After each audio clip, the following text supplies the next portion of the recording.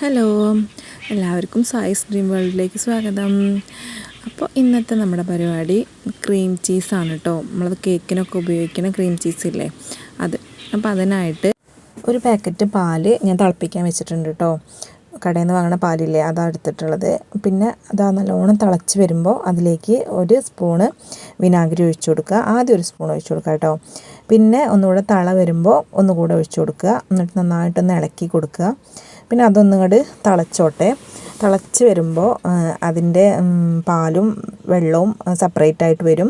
ഇതാ കണ്ടോ, ഇതേപോലെ ആവും. അതിൻ്റെ വെള്ളത്തിനൊക്കെ ഒരു യെല്ലോ ഷെയ്ഡ് വരും കണ്ടോ, ഇതേപോലെ ആയിരിക്കും.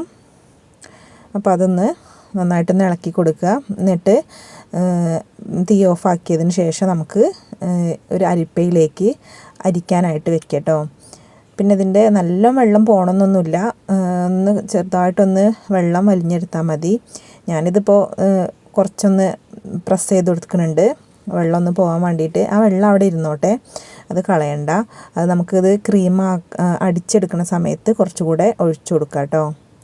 അപ്പോൾ അതാ കണ്ടോ, ഇതേപോലെ ഒന്ന് പാത്രത്തിലേക്ക് ഇട്ടിട്ടുണ്ട്. എന്നിട്ടൊന്ന് ഫ്രിഡ്ജിലേക്ക് വെക്കുക കേട്ടോ.